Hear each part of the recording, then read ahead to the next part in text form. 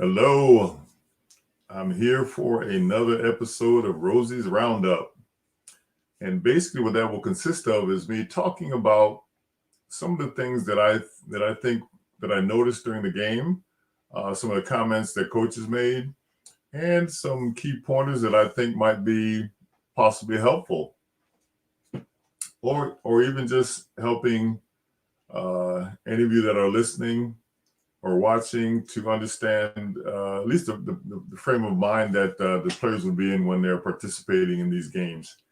So before we start off, I'd like to thank General Shoes and Tidy Tracks, Endicott, New York, 607-484-9300. Special thanks to John Golly Jr. for their continued support. Happy New Year, Happy New Year. Let's talk about this Syracuse team. Are you ready? By the way, when you stop into Chit Chat, drop me a line. Let me know who you are and where you're from. I like to keep track of that. So, without further ado, let's see here. Christopher Best, how are you? Roberto. All right, let's go here. I'm going to make a couple comments, and then I'll get to I'll go back and touch base on who stopped in to watch us. Okay, now anybody that saw the post game show or Coach Boeheim's press conference. Coach Boeheim was not pleased with the defense, and he said so in more colorful fashion than I am. But he was right. He knew what needed to be done. There was a lot of missed rotations, but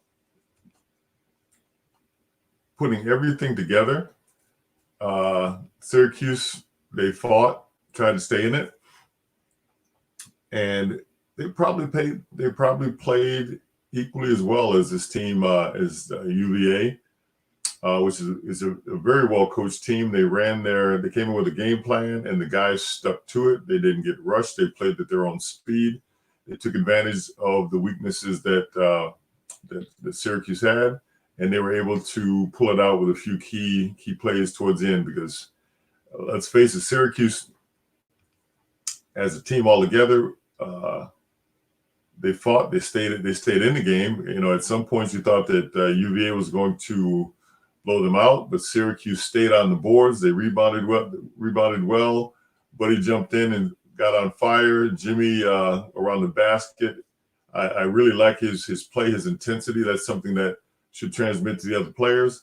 But what I think will help on the defense is, from my players' point of view and the experience, is this right here. Communicate. What I'm talking about is when there's a missed rotation. It's easy to see when there's a missed rotation because you'll notice that there are two people playing one man and somebody's standing with nobody around him for 15 feet. Somebody went to the wrong spot. Anytime you see that there are two people two players on the same person, there should immediately be a bump. So one thing that I say communication is because in my career at Syracuse and then for 16 years after that, even in other countries, it's very easy when you notice that there's a problem with rotation, or if you're getting caught behind a pick, or anything that's going on that's creating a problem for you on the floor, ask for help. Basketball is 5 players. Ask for help. Say, hey, listen. And I know a lot of times I didn't get out to the corner as well as most people thought I did. I kind of dragged my feet a little bit, but to save me, I always had Louis Orr or Dale Shackelford or one of the other guards. They always wanted me to stay closer to the basket, so we did what we call a bump. I would start towards the person in the corner, and then they would yell out bump, and then I would just which means I would just drop back and I'd stay in that covering position to protect the basket. So that's something, and that happened because they had the same rotations. It's just that as players on the floor, Coach Boeheim gave us a guideline how we wanted to be played. It was important for him to make sure that the corner was covered. So we talked as players and found out that we could work out a better way to cover that post by getting there quicker by bumping. And we did it quite often whenever there was somebody that we knew we had to cover and they had either got open or ran a play and we saw that there was a big distance. We had a signal, we'd yell out bump, and the closest guy to that man would run to him and everybody would rotate one man over to try to cover up for the mistake. And I say mistake, but in Italian they say a zone is a coperta corta. It's like sleeping in a king size bed with a double blanket. You pull it to one side, you can cover one side, but there's always going to be somebody that's open, and you can adjust to that by players just coming out and talking and communicating. Very, very important that players communicate when they're on the floor. And my next observation also has to do with communicating. One of the big things that me playing center my entire life, I always wanted to have a great and open communication with whoever's in the guard position, point guard, or whoever played predominantly on my side of the basket, especially the point guard, because we're always facing one another. And a lot of times I would be open. So from the center's point of view, I always felt that I would do what I could do to try to help out. So probably most of this information I'm going to give will be helpful to anybody playing in the post, and probably Jesse it would be helpful for him. Is always be in direct eye contact with the point guard bringing the ball up the floor, and always talk to him. Like sometimes if I took the ball out of bounds, and I played with Edwin Moss, and when I'll be running past he'd ask me, he'd go, "Hey, how's the defense? Is the defense playing you? Is the defense cheating?" It was always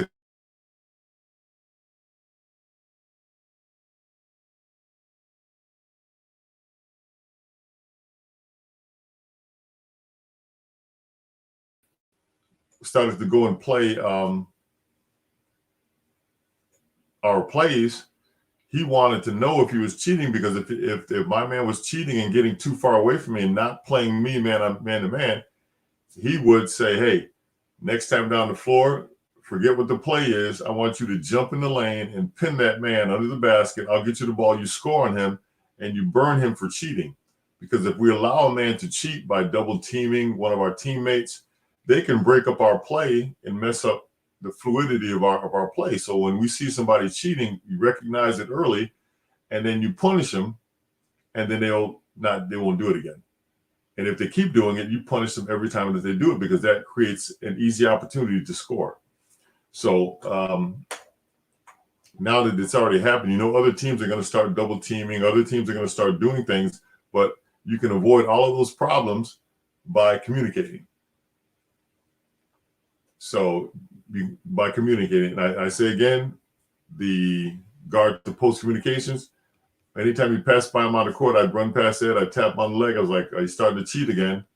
And within a play, I would see my man turn his head and start paying attention to somebody over here and be a little bit out of position, and I would quickly come in, pin him, get position, call for the ball, and punish him either with a basket or a basket and a foul. Then they'll make him, he knows he's got to pay better attention to me, and it allows our team play to work a lot better. And on defense, as a center, everybody's got to know when somebody's attacking that basket, when they get the ball into the high post and the ball's going down to the basket, they've got to know that you are the first line of defense. And when you are that first line of defense, they've got to trust you that you're going to be able to stop that player coming to the basket. We have a tendency at Syracuse this year, once the ball gets inside and a guy goes up to shoot, we have more than one guy contesting the ball on the inside.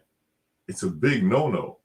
because if more than one guy is contesting the shot that's being taken in the paint, you're leaving a very dangerous player, predominantly the best rebounder, open underneath the basket. So trust in that defense, attack when the ball is coming to the basket, attack who's coming to the basket, stop them, and create the rotation. Don't let and trust in your player to stop the man that's in front of him, and then box out and rebound. Syracuse did a better job at rebounding this game. And if you can do it for one game, I don't see why you can't do it for a lot of games. It's rebounding is a frame of mind. You got to put into your mind to rebound. Your three best players on the floor for rebounding, your bigs, and then put it in the mind of the guards that they also have to, after they watch the 3-point shot, when that long rebound comes, just turn around, get in front of your man, and step to the ball. You'll be surprised at how easy it is to help a team rebound just from long rebounds, just by the guards just turning and facing the ball before they leave. One thing that I think would help Syracuse a lot would be, don't laugh, the junkyard dog intensity. What I mean by that is just what it sounds like. You've got to be rabid. You got to be aggressive in your play on defense, and also you'll find if you play that way on defense, you can also increase your intensity on offense. Have the utmost confidence. You always want to be attacking the basket. You hear me say it 100 times. You want to be going, when you put the ball on the floor, you don't want to be going east to west. You want to be going north. You want to be attacking that basket, because you'll find out if you're going from east to west or you're dribbling from left to right, the first time you do it, you'll be at 12 feet. And each time you do it, the defense will push you further and further and further away from the basket, because they get braver, they get more confidence in the fact that you're not getting to the basket. So they don't want to hold you in the same place. They want to push you back further. But when you're attacking the ball on, and you're attacking the basket on the dribble, if they get too close to you, every good basketball player knows a guy that attacks me and gets too close to me is the easiest guy to get around. So you make them play honest. If they want to play up so close on a shooter, that's fine, because guys that are real close are real easy to beat. Let's see here, and my next little, so that's junkyard dog intensity. Be the guy that's and you want to do it as a team. You don't want to have one guy do it. You want to have the whole team focus on playing with intensity, because one guy playing with super intensity is easily identified by the referees, and that's a foul. A team playing with junkyard dog intensity is great defense, because the referees can't identify anybody that's doing anything different, and you'll see where players are fouling the Syracuse guys, but the team as a whole is playing aggressively, so it doesn't stick out. So the referees just let the play continue. So try to be intense. Everybody play with the same amount of intensity. You'll notice that the referees will let you get away with more. That was kind of my specialty, being from the center's part. Let's go say hello to who can't stop in to say hi. We got Will. Good afternoon. Happy New Year. We got Christopher Best. So we got Will. Good afternoon. Happy New Year. Christopher Best. Happy New Year. And Christopher is in Syracuse, New York. Everything is well. We got here Troy Fenton. I know Troy is in the beautiful metropolis of downtown Kendall. Yeah, he lives about 4 miles from me, literally that way, due south. Happy New Year. Here we go. Buon anno nuovo. Happy New Year in Italian. Roberto, grazie. Let's see here. We have here from Christopher. I don't know if you have, but have you ever considered coaching? My opinion, you have such a great grasp of the game. Well, I thank you kindly. And that's, coaching is a bunch of stuff. It's being able to recruit. I mean, I remember having this conversation with Lewis when he first started coaching. I said, Lewis, I would have no problem being able to coach with you because I know how to play the center spot. I know how to teach the center position, but I don't play well with others. So that kind of, and then Lewis came back to me and he said, he said, Rose, it's not even about the coaching. It's about being able to recruit players. And I was like, wow. So he said, I remember he told me, he said, for every hour that I spend coaching, he said he spent something like 30 or 40 hours doing something that had absolutely nothing to do with basketball. And I was like, wow, it's not, I want to teach kids basketball. So what I do is I'll have clinics and I'll do individual lessons where I know the center spot. I know how to teach the center how to play with the other players on the floor. And Coach Boeheim's job, I think, is the toughest job in the world because you got to put all of everybody together and get them to play as one cohesive unit. I know how to put one piece into that unit and make sure it functions properly. I thank you for considering me, but I do know the center spot, but there are 4 other spots on the floor that I'm not an expert on.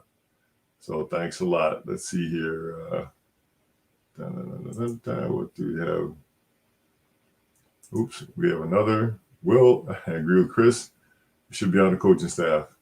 I'll be on the coaching staff for free. Oops, don't tell anybody that. Hey, I'm a Big Orange fan from way down. So let's see here. Who do we have? Before we go to our next spot. And here we go. And Christopher Best says it's great that you do the clinics, passing on your knowledge. And the other, and I can come on here and I can see. And it's also important to pass on the knowledge to people that are watching the games, because if you're a fan of the game and your team plays and you support them all the way and they don't win, and you want to know, what some of the problems may have been, or something that I won't say a problem, but something that could have helped them face that situation differently. You can come on here because I'll see it from a different point of view from everybody else. My point of view is from a ex-player that played many years in Europe, and that is a super fan, because every game I see, I'm happy to see them play. I'm sorry when they don't win, but I'm not mad at them.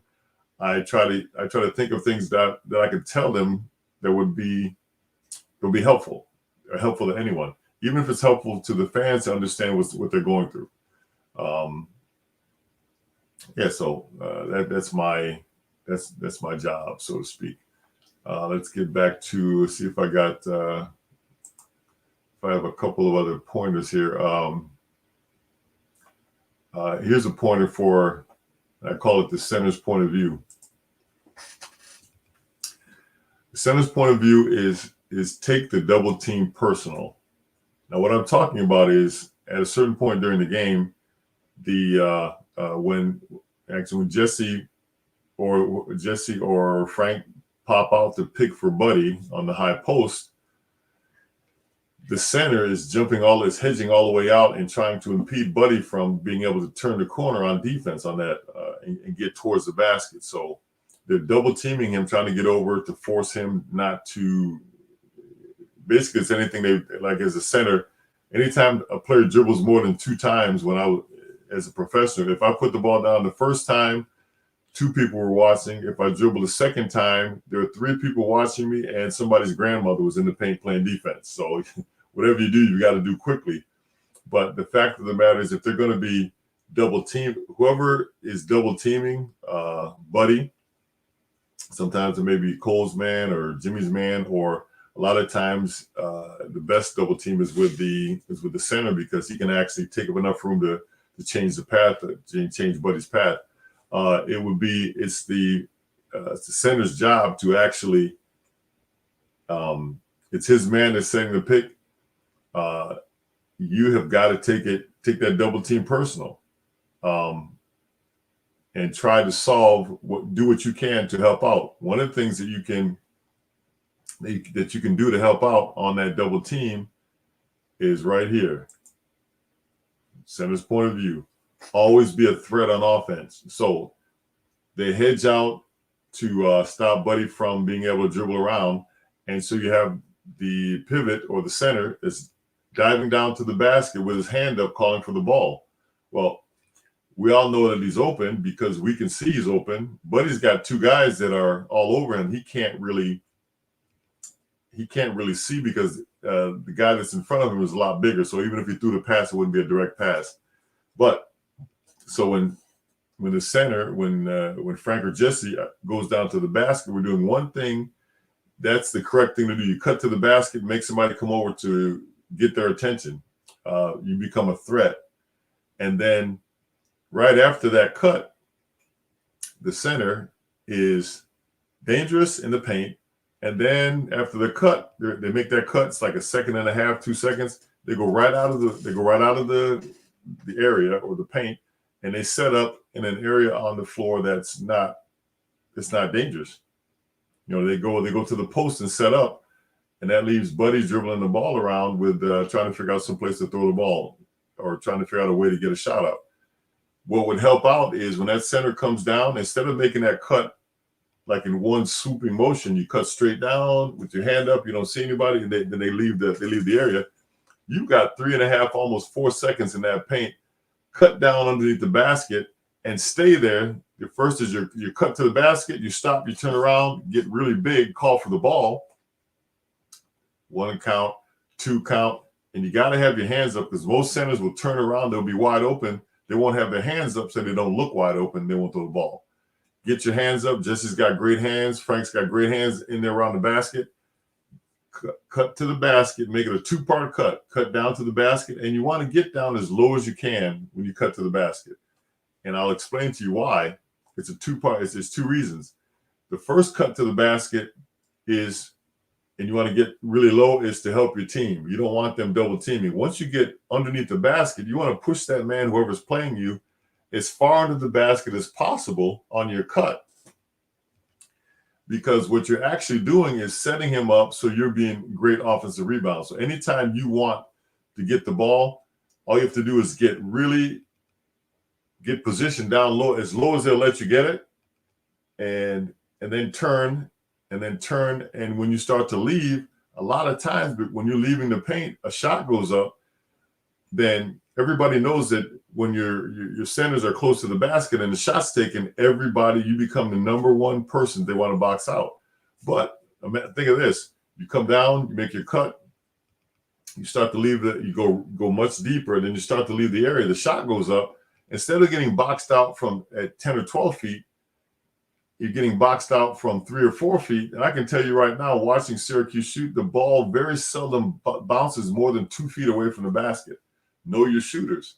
And just by doing that deep cut and then getting his hands up and turning around, calling for the ball, number one, even though Buddy can't see him, if you throw the ball to the next man over, and basketball is a team sport, he can't see him straight on. But if you hold that position, one pass, they can see how to get the ball in on the next cut. So as a center, don't give up your position so easily. When you cut down into the basket and you think you're open, stay in that area because you become very dangerous. You call a lot of attention. Sometimes it might not be your man. It might be the attention of a shooter that should be playing a 3-point shooter. He sees you cut down the middle and you're standing there and you got your man open. You got your defensive man behind you.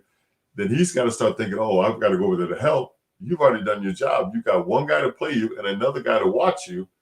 Now, basketball IQ dictates the other guy whose man that came to help out on you is going to be free to move to get the ball for a shot. And if he doesn't get the shot, he's going to be free to pass the ball to you. So you make deep cuts, stop, turn, and then get out of the paint. Because you've got Syracuse, we're going through the paint like we're on a racetrack. When you get into the paint, referees, 3 seconds is really more like 4.5 seconds. Cut down there, make something happen. They're going to be watching Buddy dribble around anyway to see if somebody fouls him. So you're going to be able to get away with that. And if not, coach, I didn't tell him to do it. It was somebody else. But try going down low, taking up space and turning around. And that will cause you, if you're a threat all the time, then you're making one guy play you all the time. So you don't have to worry about your man going to double team on one of your teammates, one of your shooters. It's your job to make one player play you. And this is another point, center's point of view. Playing in the post means taking things personal. If somebody's playing your best shooter face to face, which would be Buddy Boeheim or Jimmy Boeheim or Cole, who's ever being played face to face, any one player can play another player face to face and create problems for them. But as a center, you have to take it personal, because if that guy if he's going to play that man so face to face, so close, to do it successfully, he can't watch what's going on behind him. And all it takes is one well-placed pick, one well-placed back pick. And it's like Mike Tyson said, everybody's got a plan until they get punched in the face. So that guy that's playing Buddy face to face, at some point, if you can sneak in there and get a good back pick on him, it really hurts. And I'm telling you, at that point, he will no longer be able to stare at Buddy and play Buddy like he's like he's got tunnel vision, because pain has a strange way of making you want to look at what's around you. And Buddy Boeheim has the quickest release. Buddy, Cole, and Jimmy, they need, for a defensive player, if he turns his head to see where the pick's coming from, when he turns back, it's too late, because Buddy won't be there, Jimmy won't be there, they'll be on their way to the basket. You just need to create, you don't need a big pick, you just need to create doubt in that defensive player's mind. And sometimes that doubt comes by setting a pick. And everybody knows when I talk about setting a pick, that means you set a good solid pick so that when you leave the pick, you have one of the other players' numbers that you pick on your jersey. You just, that's what I call, you want to make good contact on that pick. So take it personal when they're face scouting or playing your best shooter. And you can always find at any point during a play, this guy that's running around here face scouting your best player, he can only do it because he's not worried about anything happening behind him. All it takes is one step up, stand still, take that good shot, and it's going to hurt. And he's not going to want to. It's going to give Buddy more room. So it's not something that your coaches will tell you to do. This is just something that me personally, as a big guy, if I see anybody playing one of my teammates close, I am going to set one of the best back picks that you ever imagine. And just so you know, a quick story. So I'm playing for Scavallini Pesaro my first year in Italy. I'm playing against a team in Bologna, so I pass the ball. The ball's in our point guard's hands. I come up and I set a back pick, and it is the most crisp, correct back pick that I ever set in my life. The point guard was face guarding our point guard. He turned around and he ran into my chest and knocked his front two teeth out. He turned around. He was running, and I was there. He ran into my chest. His front two teeth came out, and he picked them up, put them in a sock, and kept on playing defense. So I have the utmost respect for that guy that got hit by that pick. But I say all of this because, and then after I set the pick, so I get back to Pesaro, and I see that the league has fined me $5,000. And I said, why did they fine me $5,000? They said, well, they fined you $5,000 for a vicious pick. And I said, so they fined me $5,000 for a pick that wasn't a foul? And he said, yes. And I said, well, what am I going to have to do? They said, well, you're going to have to pay the $5,000 fine. And I, being the Syracuse graduate that I am, I said, did you get that pick on video? And they said, yes, we did. And I said, continue to look at it because I'm never setting another back pick. And they thought about it for a minute, and the president came out and he said, Senor Mui, you set the picks, we pay. So that's how important setting picks are, because if you allow someone to play your best player face to face, any one athletic player can play another one and stop and create a big problem for your team. One well-placed pick. It's amazing. Good old friend Mike Tyson. Everybody's got a game plan until they get punched in the face or until they run into a brick wall and lose a couple teeth. It doesn't even have to be that hard. It's just a story. True story, but just a story. Quick check. Got a couple more comments here.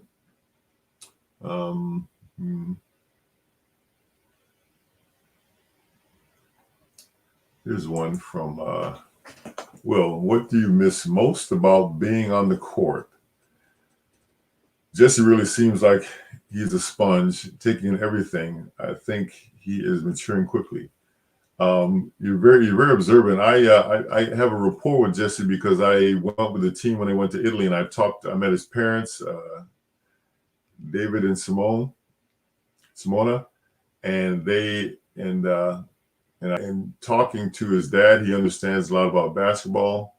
And he understands, it's his son, but he asked me, like, what are some things that he can do? Actually, I talked to him yesterday for about a half an hour, and then just about some things that he can do to help him to progress. And he really is a sponge. He will say, well, this is happening. What can I do? Because having played the center position my whole life, there's two things that you'll have. You'll have the quick fix, which is something that you can tell them to help them get through the game, and then you have the practice or the drill that you can give them to break that habit completely. So I just try to talking to Jesse and just to help him understand that no matter what's being said, even when I was talking to him last year, I said, you're this far away from being a really good player. And that far means like one step deeper to get a rebound, one step on a box out, one step or a quicker movement. Just small things, but he really is a sponge. And probably the thing that I missed most about on the court is being able to share that like if I see something happen in a game, I'd like to be able to share it. Quick story. Kendall was playing in a game and they had the team ended up winning the Section 5 championship, but there was a young man, Jared Maynard, and they were playing against a tough team. I don't remember who it was, but they had a player that was playing the most. Jared Maynard was by like 6'2", is a 6'2" center at our school. And the kid he's playing against is like 6'4", and Jared is playing him, and this kid is he's just lighting it up, and Jared is running out to play him on the right hand side of the basket. Now I'm sitting on the court, and Jared would run out and he would put his right hand up, and the guy would come out there, and the basket was right here, so the shooter could see the basket. The shooter could see the basket behind Jared. So this is Jared's head. Jared's putting this hand up to contest the shot. I said, no, Jared, put the other hand. If you put when you come out with 1 foot forward, you put the other hand up, and guess what? That hand is going up right in his face, and it's impeding him from seeing the basket. Because on defense, Jared was almost blocking these shots, and he had the wrong hand up. So this kid had 15 points, I think, by halftime, and they came out the second half. I don't think the kid scored again until 2 minutes left in the game, because Jared, when he came out to play him on the right hand side of the floor, instead of putting up the right hand, he put up the left hand. And that was so fulfilling for me because, number one, he asked me, and I said, listen, and I showed him, I said, stand right here. I said, stand in the position of the shooter. Put this hand up. And he says, okay, which is more difficult for you, this hand or this hand? It's right in your face. And he's like, oh, yeah. So then when he went back, he did it, and it was very successful. Those kind of things are very fulfilling for me. And I'd like to say hello to Catherine Summerfield. Hello. Where are you, Catherine? I know you're down there in the warm island somewhere. I can't remember, though. I keep forgetting. Our native Canadian that is living abroad on a warm coast somewhere. All righty, let's see if we have any. We've already talked about that. Let's see here. Yep. So that to go over helpful hints. Communicate. You have to communicate. Players have to talk on the floor. You'd be amazed at the things that you can, at the shortcomings you can make up for if you're not quick enough to get out to the corner, or if you miss a rotation. Tell your teammate, hey, help, bump. Tell them something so that they know that they can start that rotation before you're actually in trouble, and then work on being in the right rotation. Because when you miss a rotation, it's easy to see, because what you'll see a player running, a defensive player, Syracuse, running at a stationary player. And in the basketball world, a player running at another player is a recipe for disaster, because he doesn't know it yet, but he's already beaten. Because a player running, all the guy that catches the ball has to do is give him a fake one direction and go the opposite direction. He can't change directions. So what you want to be doing is you want to be closing out balanced so that you can stop. So you can stop, and if he fakes, you're still right there in front of him. And another tip for Jesse, when you're closing out, going to the corner, remember, you're a 7-footer. You got a 7'6" wingspan. When you go to the corner, you don't have to get right on top of the shooter. A center going to the corner can stop 5-6 feet away and jump straight up and try to pick a spot in the air where you can reach that ball. And I know he's capable of doing it because he's done it 4 or 5 times in the past. So the center or big guys going to the corner, if you run out there, remember, you're not 6 foot, you're not 6'2", you're 7 foot, and you can jump and athletic. Stop 6 feet from the shooter. Jump as high as you can. Guess what? If he faked you and you come down, he's going to try to go past you. But what you did is you got a fox to play in the hen house.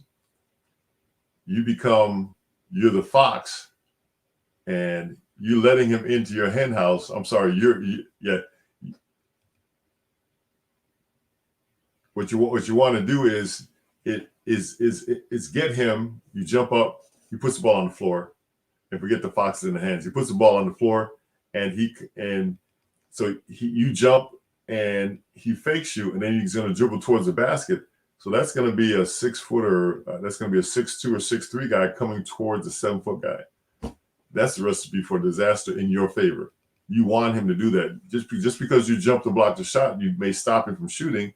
And then if he puts the ball on the floor, it's a win-win situation for you. You're balanced. You've got space. You don't want to go after the ball in a man's hand. You go after the ball in a man's hand. Number one, you take one step too close. He fakes, and he can get you in foul trouble. Jesse's doing a better job at staying out of foul trouble. That's great. I really like that.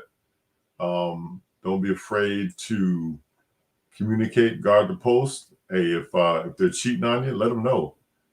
If they're cheating, if they're not going to play you, or if they're going to stand next to you and look someplace else, don't be afraid. When that guy turns his head, step right in front of him and get as big as you can. Take up a lot of room. If nothing else, it will make him start playing you honest and leave your teammates alone to work on the opposite side of the floor. Be dangerous on the floor. Help your guards to understand what's going on. Now, you don't have to get the ball there. And what I always say about the relationship between point guards and centers, and point guards and guards and centers, is you don't have to pass the ball. Like for me, you don't have to pass the ball to me all the time, or you don't have to pass the ball to the center all the time when he's open. But you need to understand. You need to see that he's open and understand that opportunity is there.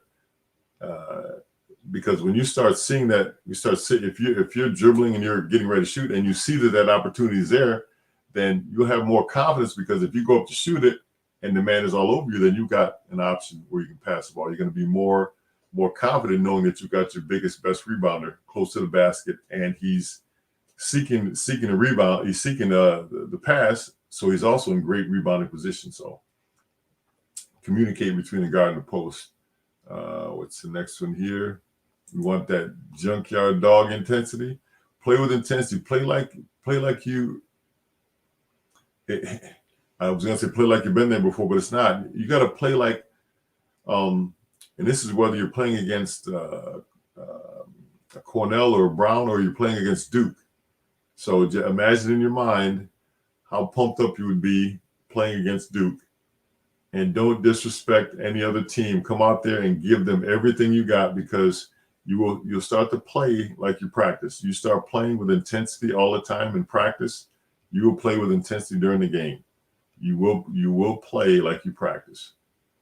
And then we got our little center's point of view. Take the double team of one of your teammates personal. If there's something you can do to free him, set a pick, set one or two picks. I always like to talk about Craig Forth and Jerry McNamara. I remember watching Craig Forth would set a series of picks, anywhere between 5 to 7 picks per play. And eventually he would get between that defensive player and the offensive man. And Jerry would get a shot off. Hey, if it's not broke, don't fix it. Learn how to do that. Because what's going to happen is you're going to start getting your big guys to go further out of position and giving you the opportunity to attack the basket. And by the way, Jesse, that when you put the ball on the floor to score the 33 to tie the game at halftime, I think I tipped my drink over and fell out of my chair. That was beautiful. And one thing that I want to point out about that is, keep in the back of your mind, Jesse, you went probably from 15, 20 feet from the corner into the paint to get a shot off. Imagine that same mentality starting from the post or on the box. There's nobody that can stop you. And Brendan Malone told me something very, very important when I was when we were working at our practices and working out, trying to get better at Syracuse. Brendan Malone came up to me and he looked me right in my face and he said, "Roosevelt, I can tell you there's only one person that I can think of right now in the country that can stop you." And I said, and this person, it will be very effective at stopping you. There's nothing you can do. They'll stop you point blank. And I said, "Who's that, coach?" And he said, "You." He said, "You're the only person that can stop you cold. When you get that ball on the post, I want you to imagine that you're unstoppable. Catch it, turn, and go to the basket." He's got great hands, got great footwork. Bring your A game. Intensity is always your friend. Let's see here. And playing in the post on defense means taking it personal. You don't want anybody to come to the basket and score on you. I'm not talking about fouling now. There's also, when you've got a number of fouls, you also got to keep in your mind, do you want to try to block a shot in a bad situation and get in trouble? Which we have this little theory that we used to say, if somebody's taking a picture, you don't want to be in a poster. So if you got somebody coming to the basket hard and you missed your rotation, don't add insult to injury by fouling that person when you have no chance of blocking the shot. We call it get out of the poster. So if somebody's coming down and you see that you're about to jump and you're not anywhere to be useful, duck your head and run to the left and get out of the picture, and you live to fight another day. So I like the way that you're working on staying on the floor. It's going to be great for Syracuse. It's good to have a big guy in the middle, because when you got a big guy in the middle, I noticed that the ball they're not so anxious to come to the basket as they are after you block 1 or 2 shots, which you're doing a good job at. All righty. And I think that was my last point. Let's go back here to acknowledge our viewers. All right. So we got thanks for stopping by, Will, Catherine, Christopher Best, and I'm not even going to try to say this because I don't want to get in trouble. He was agreeing with one of the points that we made on defense. Okay, so yeah, Christopher Best was red, and we got Paulo, thanks for stopping by. Troy, always a pleasure. Let's see here, and we're off. So if anybody comes and you watch this video and you have other questions or other observations, feel free to leave me a comment. I will go back, I will check them out, and I will make sure that I will adjust them the next time we're on. Alrighty. So yeah, thanks a lot for joining us. And thanks again to General Shoes and Tidy Tracks, Endicott, New York, 607-484-9300. Special thanks to John Golly Jr. for their continued support. Thanks again. Alrighty, and we're signing off. Ciao, ciao.